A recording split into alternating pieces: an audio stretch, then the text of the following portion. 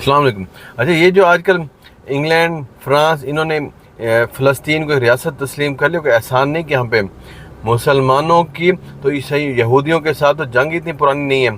کچھ حضور پسوں کے دور کے اندر جنگ ہوئی، اس کے بعد ان کو باہر نکال دیا گیا مدینہ سے، اور اس کے بعد پھر حضرت عمر رضی اللہ تعالیٰ نے تو ان کو بیت المقدس جانے کی اجازت دی.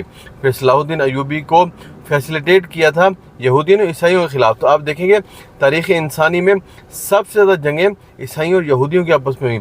یہودیوں نے عیسائیوں کو مارا، عیسائیوں نے یہودیوں کو مارا. مسلمانوں کے ساتھ تو بھی پچھلے 100 سال کے ساتھ ان کے ساتھ جنگ ہو رہی ہے.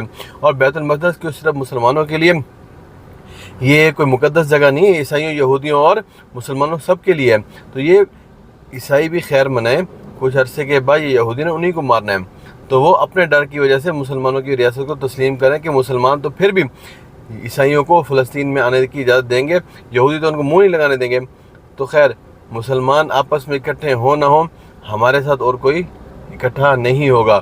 یہ سب لوگ اپنے لیے آسانیاں پیدا کریں، کیونکہ مذہب کو تو سارے مانتے ہیں. وہ جتنا بھی مذہب سے دور ہوں لیکن پھر بھی وہاں کے لوگ جو اپنے مذہب کو فالو کرتے ہیں وہ فالو کرتے ہیں، ویٹیکن کو فالو کرتے ہیں. تو ایسا ایشو نہیں ہے کہ یہ لوگ مسلمانوں کے حق میں نہیں ہیں، نہ ہی انسانیت کے حق میں ہیں، یہ صرف اپنے ہی حق میں ہیں. تو اللہ کرے کہ ہم مسلمان اکٹھے ہوں، کبھی ہم اپنے لیے لڑ سکیں، کچھ مانگ سکیں، ہم خود متحد ہو کے کچھ کر سکیں. اللہ ہم سب کا حامی ناصر ہو، اللہ ہم سب کو ہدایت دے، اللہ ہمارے لیے آسانی فرمائے. السلام علیکم.